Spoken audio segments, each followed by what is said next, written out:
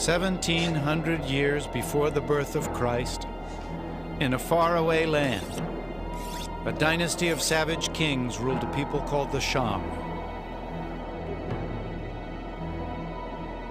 Legends tell of barbaric sacrifices, thousands slaughtered by royal decree.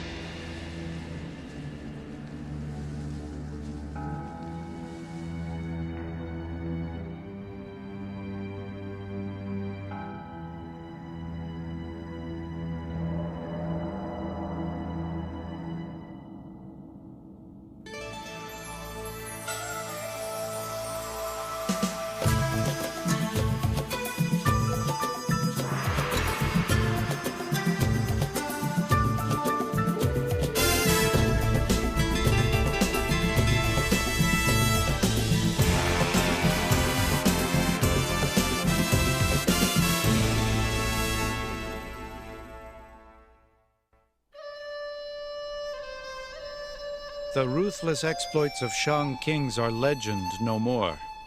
We now know they were very real indeed. The Shang's quest for dynasty dates back to the very beginnings of Western civilization. Here, isolated in the East, the most remote of ancient civilizations was flourishing, in a land called China.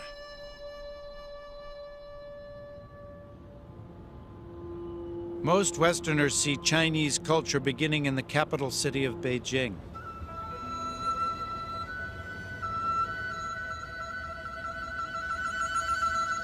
Here, within the walls of the Forbidden City, the destinies of countless peasants were decided by a succession of all-powerful emperors.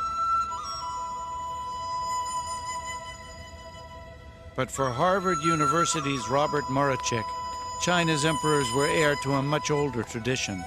A tradition born of power, human sacrifice, and the mysterious rites of the Shang. The early dynasties of the Bronze Age in China were mentioned in great detail in the ancient texts from the Zhou and Han dynasties, but they were mentioned in almost a legendary way. The Shang dynasty moved from the stuff of legend to the stuff of archaeological fact with the discovery of oracle bones and their excavation at the very important Shang capital near Anyang.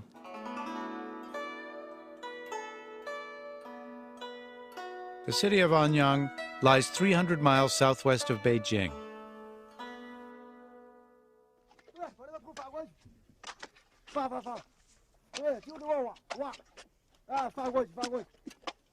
Here in 1928, Chinese archaeologists made an extraordinary find.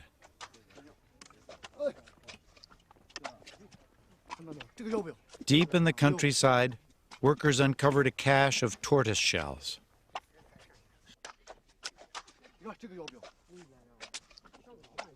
The shells were covered with mysterious inscriptions, strange prophecies written in ancient Chinese characters. After years of research, the first pictures of Shang court life began to emerge.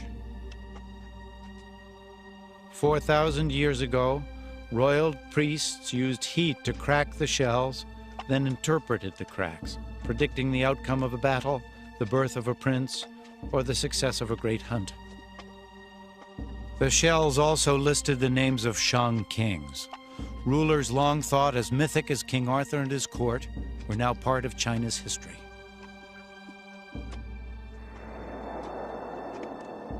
The discovery inspired the Chinese to widen their search.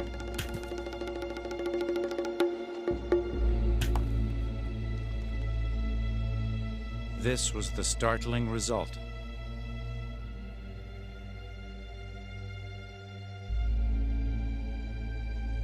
Archaeologists at Anyang discovered a series of royal Shang mausoleums.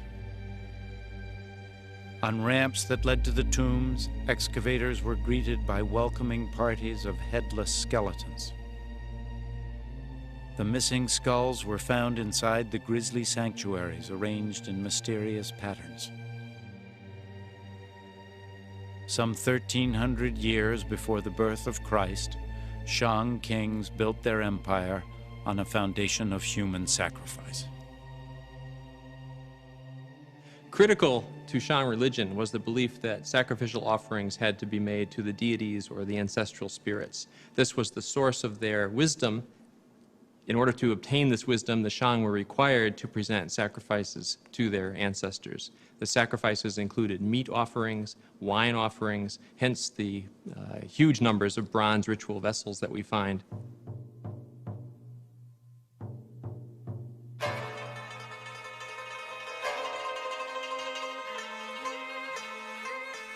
The Shang valued bronze more highly than gold. In these vessels, the kings would offer tribute to their gods, and royal control over the resources that each bronze required was absolute. They were a symbol of the divine right of Chinese kings that would, in later years, be called the mandate of heaven.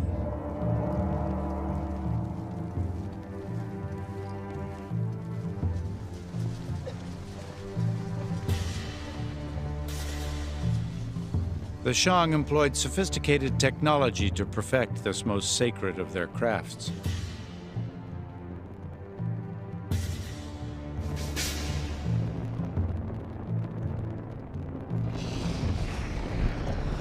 While Mediterranean artisans were only beginning to experiment with metals, the Chinese had already elevated bronze casting to an art.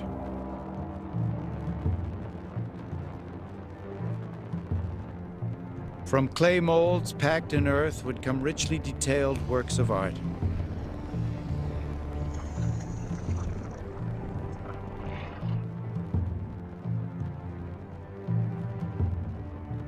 Shang bronzes were covered with symbols of haunting terror, but these powerful rulers were also capable of intimacy.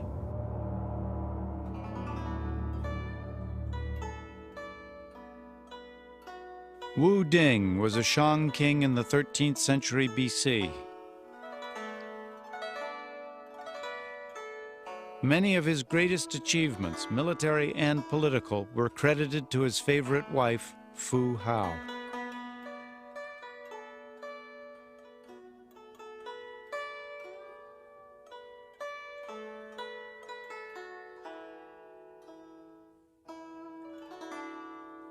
In peace, she provided over rituals dedicated to the spirits and royal ancestors.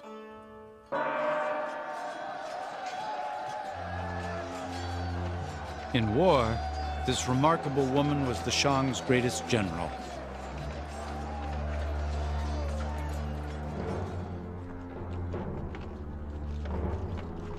She led an army of 13,000 warriors into battle against 2 enemy clans, defeating both in great victories for the Shang.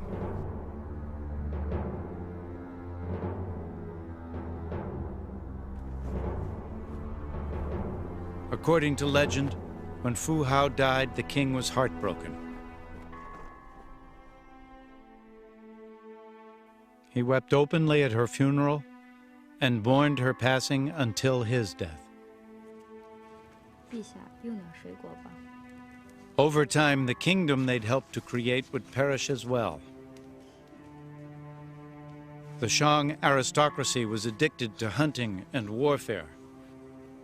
By 1000 BC, they'd found a more insidious addiction: alcohol. We know from later historical texts that the last Shang king was very, very fond of drink.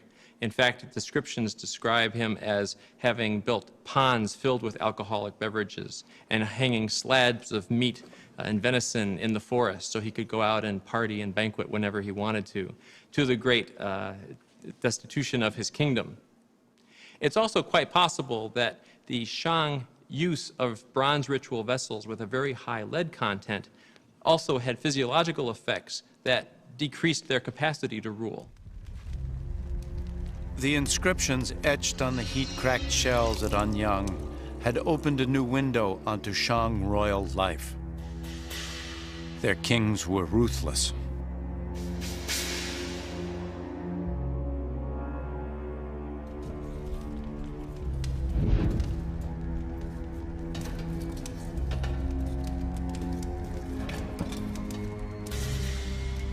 One, Dicine, was said to have invented hideous tortures. Hot coals were poured into a hollow cylinder and victims seared to death.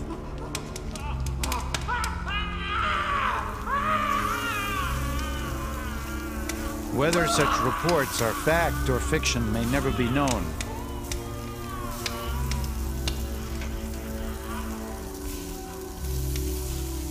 It is known that Dicine was not alone in his quest for dynasty.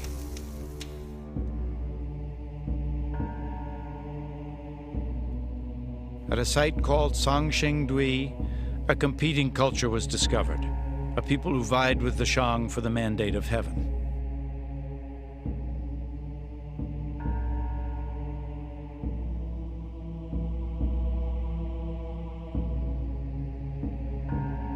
These Songshengdui masks were found smashed to pieces, part of a mysterious ritual.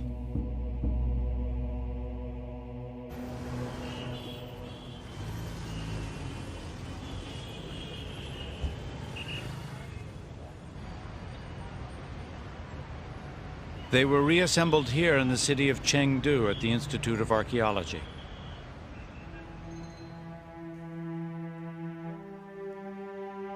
Over 5,000 fragments were pieced together to restore this colossal 9-foot bronze.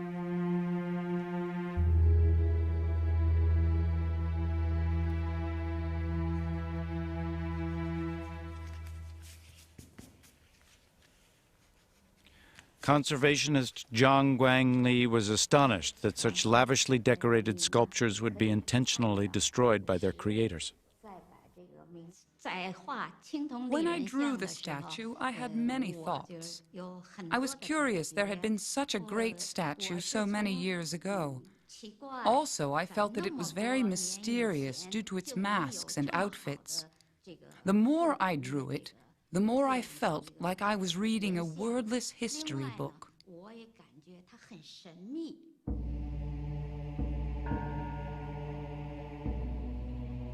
These once shattered masterpieces seem to be evidence of a more sober approach to power.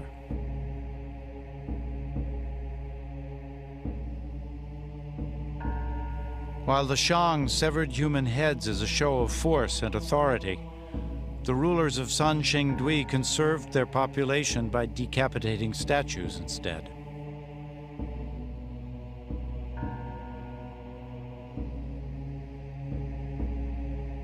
But kings rich enough to commission such extravagant bronzes were also capable of mustering formidable armies. Cultures like the Songshengdui may have weakened the Shang and thus set the stage for a new dynasty, a people called the Zhou.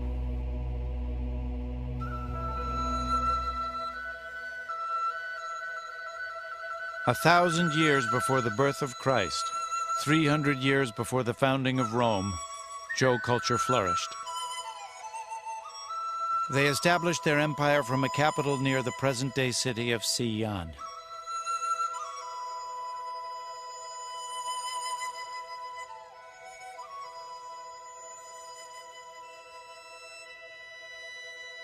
Here, the great King Wu secured his dynasty by creating China's first system of justice for the common people.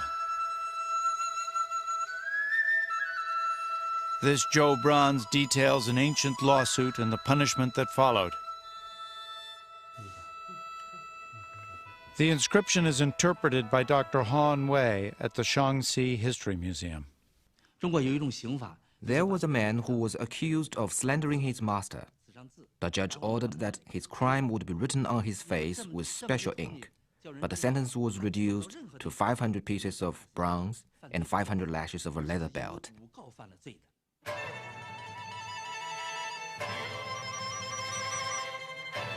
Zhou kings created a feudal system based on the teachings of Confucius. The king was considered a father figure who entrusted relatives with vast tracts of land. Soon these nobles raised armies of their own and a struggle for dynasty began.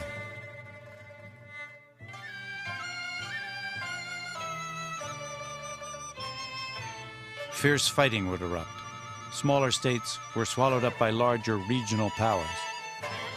The final centuries of conflict, from 481 to 221 BC, are called the Warring States period, a time when the 7 most powerful states battled for supremacy.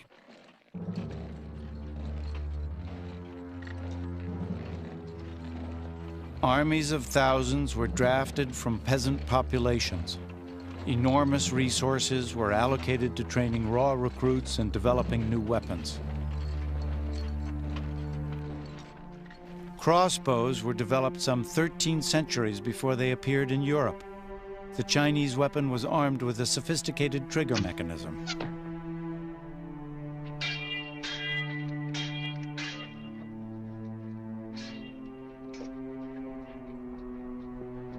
The Zhou relied on their swords for close combat.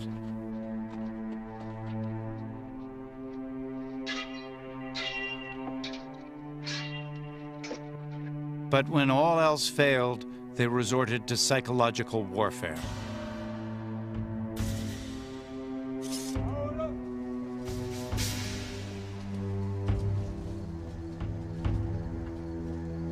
In 496 BC, a Zhou general, unable to break a long-standing stalemate, sent brigades of criminals to the front. Their choice was simple: die by their own hand or suffer an even worse fate if they refused. As enemy troops held their ground, the grim line of convicts approached.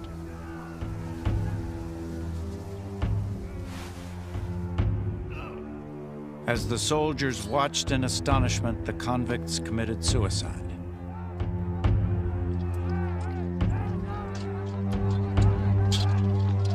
The gruesome diversion allowed the general's troops to overwhelm his stunned enemy.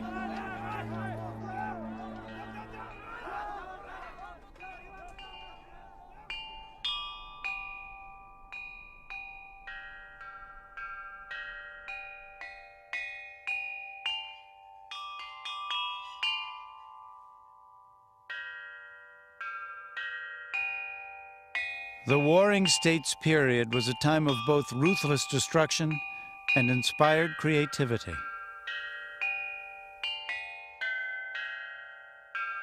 From the spoils of conquest, rulers commissioned magnificent bronzes, including great ceremonial chimes.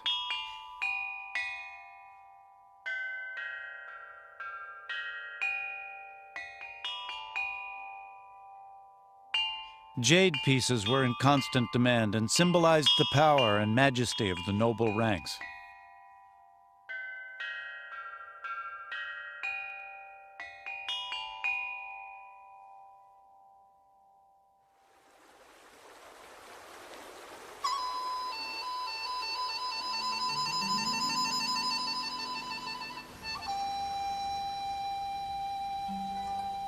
Of all the warring states, the Qin kingdom was the most resourceful. They developed agriculture on a massive scale to go along with a powerful military force.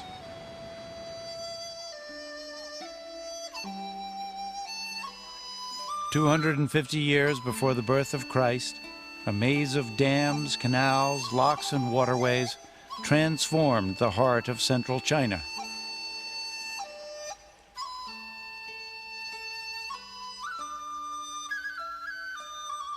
The Min River was diverted into the Shangdu Basin, converting an area the size of Connecticut into lush farmland.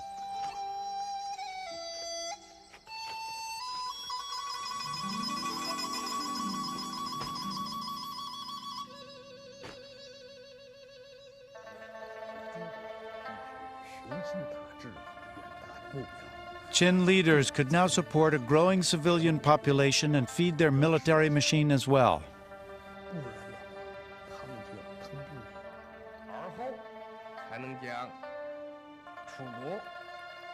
In the last years of the 3rd century BC, Qin ministers convinced a young prince that China's competing states were now his for the taking.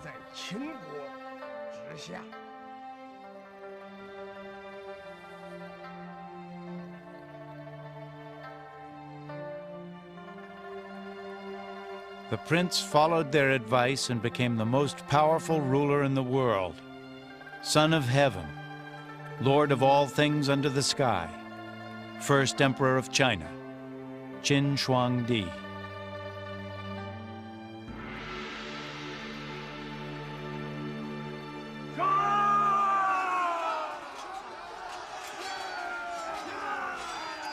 A 500,000 strong, the Qin army destroyed all rivals in a series of savage campaigns. Under the Qin system, even the lowest commoner could raise his rank and social status based on the number of heads he cut off in battle. In one conflict alone, 450,000 enemy soldiers were captured.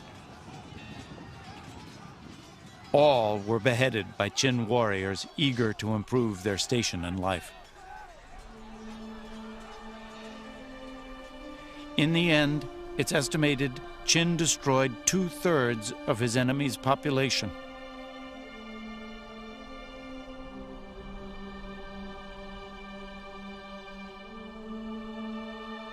The first emperor succeeded where none before him ever had. He unified China. But the struggle to preserve it was just beginning.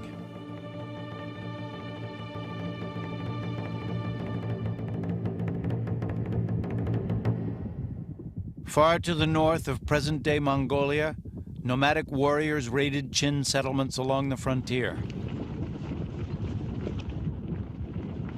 The first emperor responded with an army of 200,000 convicts and 100,000 troops. Their mission, to build a barrier unique in all the world, the Great Wall of China.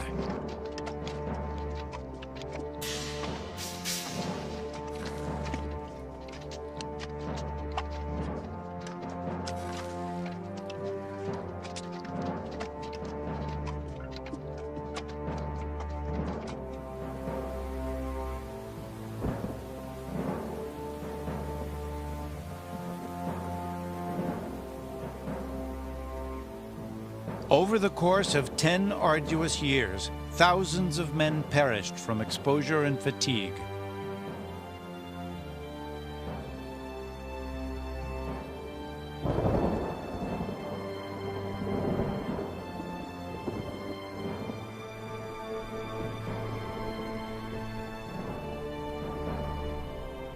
Their hobbled, broken bodies were added as fill. Their only tombstone, the wall that consumed their lives. If the king had a major construction project, you would be called away for many years at a time, separated from your family, working under impossibly difficult conditions on, for example, the Great Wall, and facing not only harsh climate, but possible enemy military action against you while you're involved in the construction, and quite frequently even being put to death at the end of the construction project so that you wouldn't reveal the secrets of the construction itself. Ancient folklore records the journey of Mangjian Nui, searching for her husband, a worker on the Great Wall. Unable to find him, overcome with grief, Mang broke down and wept. So bitter were her tears, the wall opened up to surrender the body of her beloved.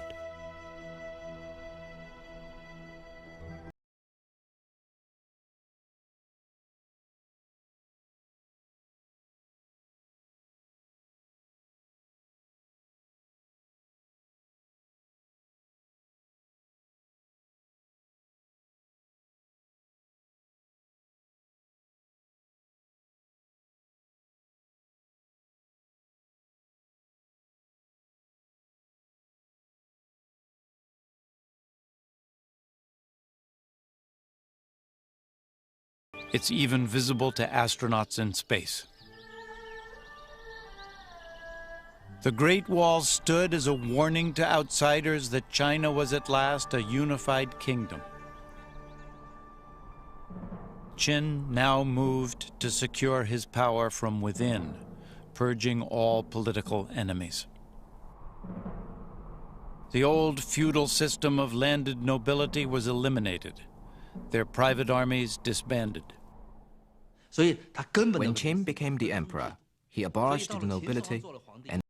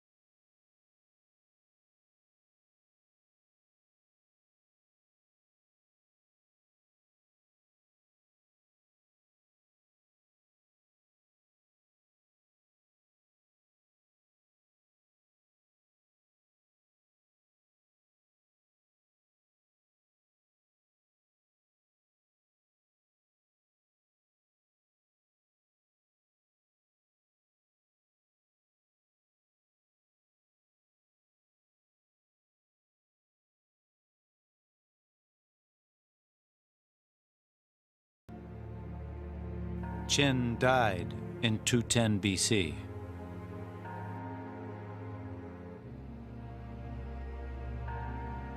China's first emperor was buried in the most opulent mausoleum the country had ever known.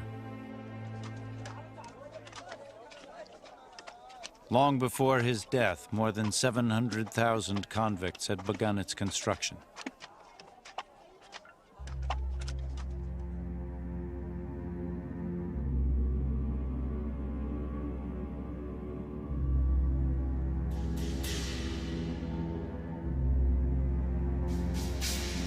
It's said that precious jewels adorned the tomb ceiling, depicting the sun, moon, and stars of the Chinese sky.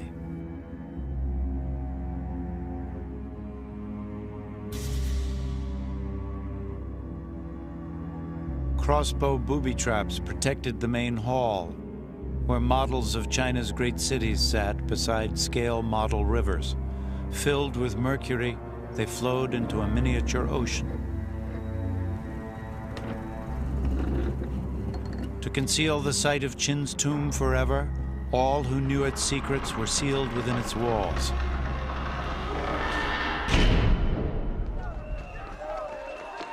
"15 years of chaos followed Qin's death.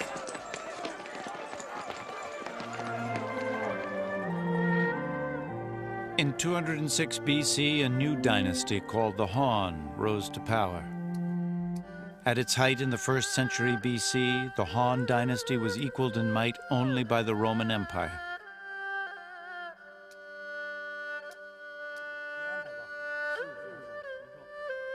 But its fifth emperor, Wu Di, knew that even the Great Wall would not protect his kingdom forever. Nomadic raiders in the north remained an ever-present threat. Wu Di believed the key to dynasty was skillful diplomacy, not battle. His secret weapon, a trusted advisor and diplomat named Zhang Qian. Wu Di sent Zhang Qian north on a mission of peace to attempt a series of treaties cleverly designed to pit one Han enemy against the other.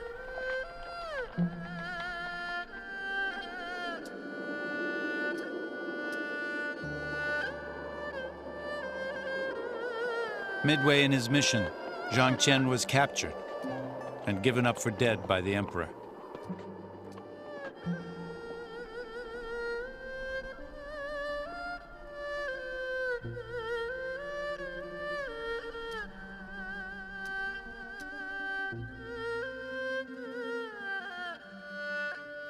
Ten years later, an old man appeared in Wu Di's court.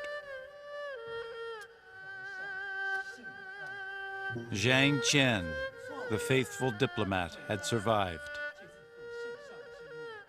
The courageous servant recounted his 10-year odyssey, including a startling discovery he'd made in his travels. Zhang Qian had escaped his captors and fled as far west as Afghanistan. There, to his amazement, he found Chinese goods on sale in every marketplace. Traders were moving Chinese products to the edge of the known world, the most precious commodity, a cloth called silk.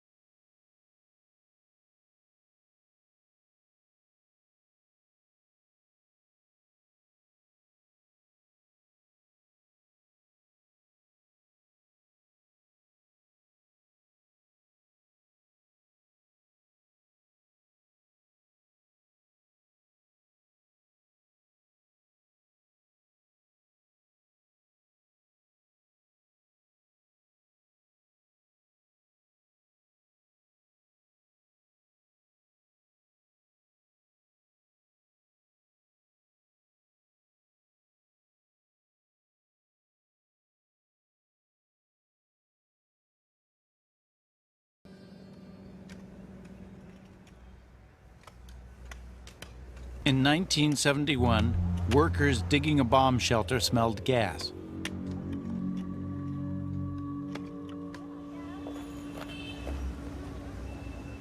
That day changed the life of Dr. Xiang Chuanxin, director of the Hunan Provincial Museum in Changsha. When some of the workers took a cigarette break, the tunnel began to belch bluish smoke. The workers thought the smoke was from ghosts and came to us.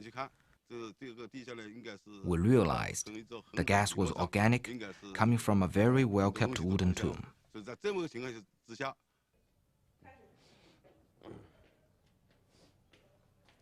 Xiang directed a painstaking excavation and uncovered 3 gigantic coffins made of solid wood slabs. This coffin was used by ancient nobles. Its formation is huge. The wood was not cut by saw, but cracked into pieces. These coffins had been buried underground for over 2,000 years. Only nobles could use them. There were also many objects found in the coffins.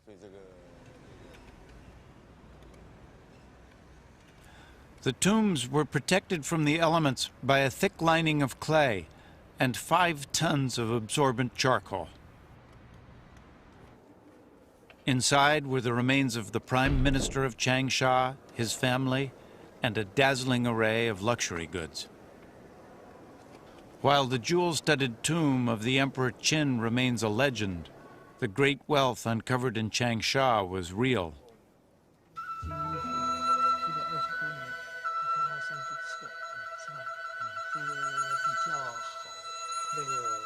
More than 100 pieces of elegant, mist-like silk were found in perfect condition. This transparent gown weighs 2 ounces, testament to the matchless artistry of the Han. Silk was also the medium for imperial map makers.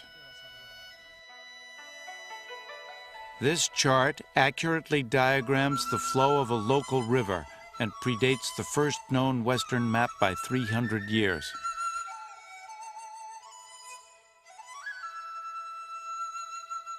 Most stunning of all were the silks of Lady Xin, wife of the Prime Minister.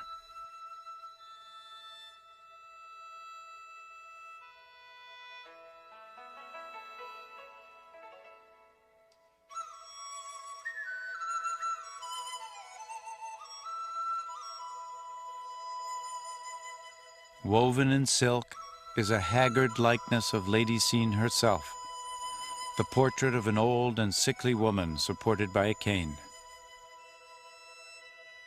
Researchers now know that the imperial lifestyle of the Han nobility, while opulent, was far from healthy.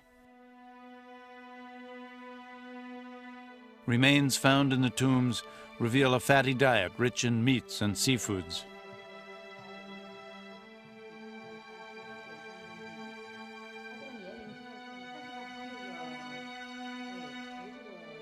The tomb's most precious relic offered the clearest picture yet of Chinese life at the top. Lady Xin herself.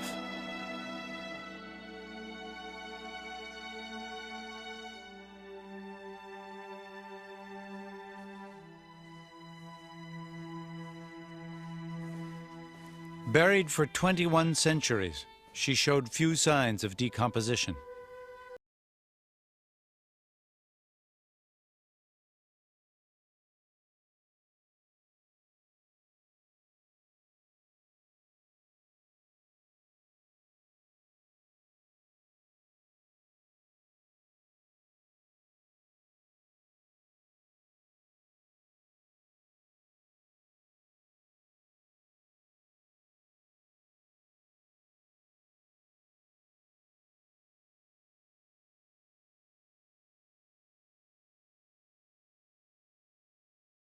Killed Lady Xin, and no doubt many from the Han upper class, was an affliction common to us today.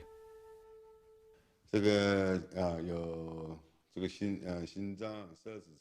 autopsy of Lady Xin looked at her heart, intestines, reproductive system, and urinary system. It indicated that she had heart disease and died of a heart attack sometime in her 50s.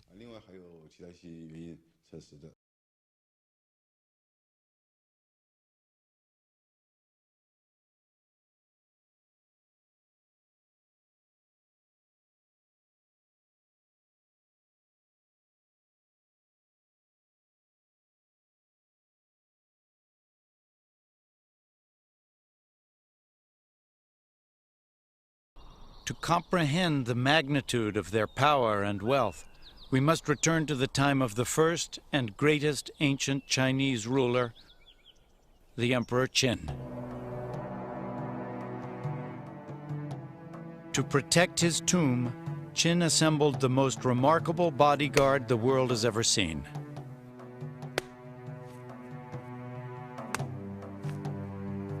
No one knows how many artisans labored on this astonishing achievement, but estimates range in the thousands. The sheer effort of time, the superhuman attention to detail, the very scope of the undertaking itself is unique in human history.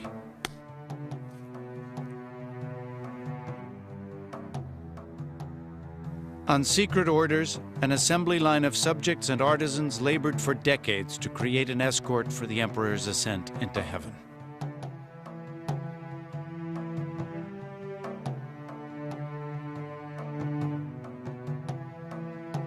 In essence, Qin cloned his human army into life-size soldiers made of clay. Warriors posed for their terracotta twins or suffered death.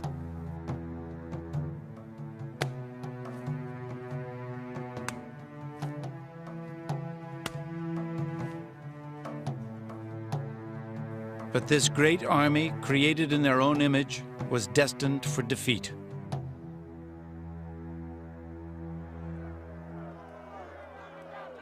In the chaos that followed Qin's death, the underground vault of terracotta warriors was discovered by an angry mob and put to the torch.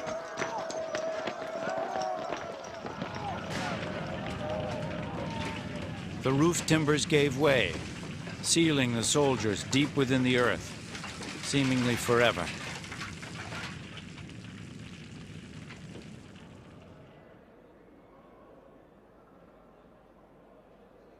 For 2 millennia, Qin's great army remained lost, until 1974, when a discovery was made that would stun the world.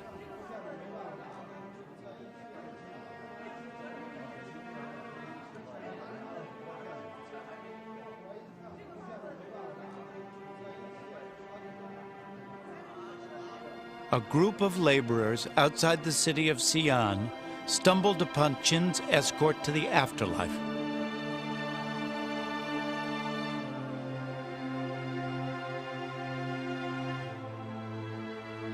These statues, in the area called Pit 1, are just a small fraction of the terracotta army.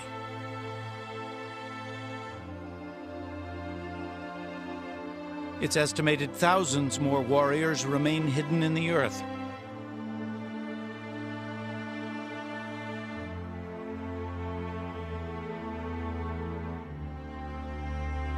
Freed from their interment, Qin's legions laid siege to the world's imagination.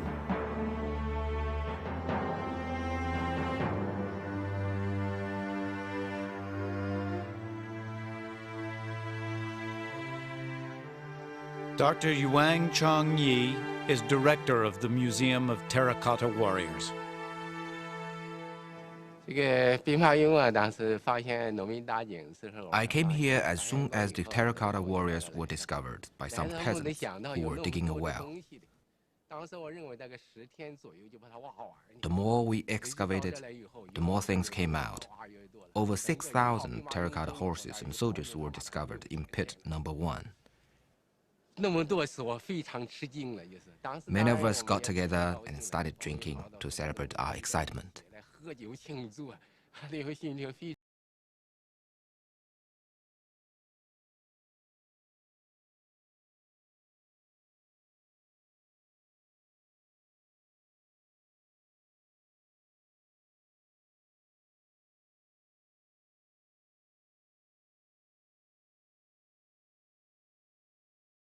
The ancient Vandals had smashed the warriors into pieces.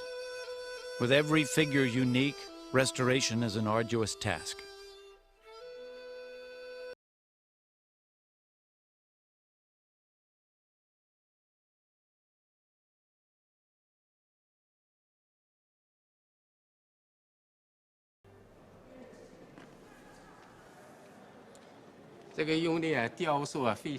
The sculptures are very realistic.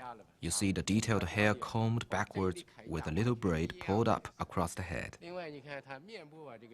The ancient Chinese cared a lot about their hair. According to the law records, if you got into a sword fight and cut off a soldier's top knot, you'd be put in prison for several years.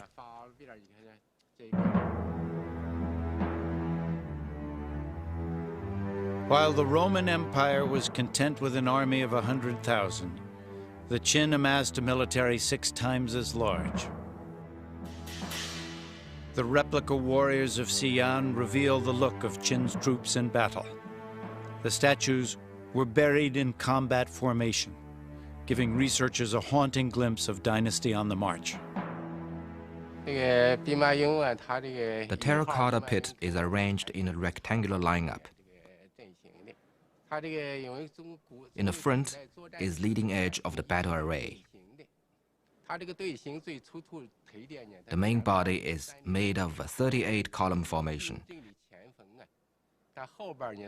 There is a guarding column on either side and a row of guards facing to the back in the rear. Its organization is like a huge rock. When the Qing attack, enemies are broken into pieces, just like little eggs.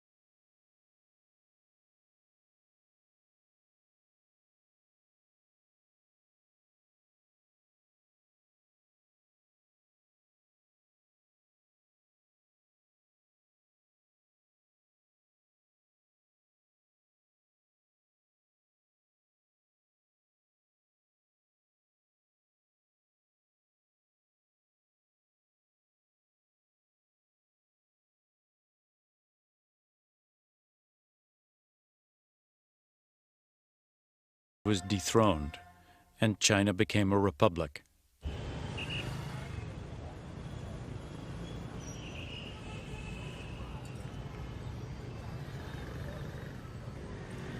Some argue that China's tradition of powerful leaders has never truly ended, and that more uncertainties await in the century to come.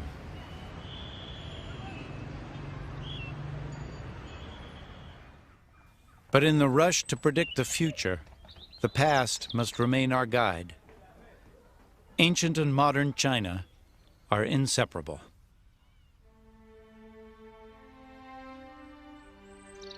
Over the past 4,000 years, while other civilizations have collapsed and vanished, the Chinese have continued to adapt and to survive. Despite countless wars and a century of revolution, it is the continuities that endure.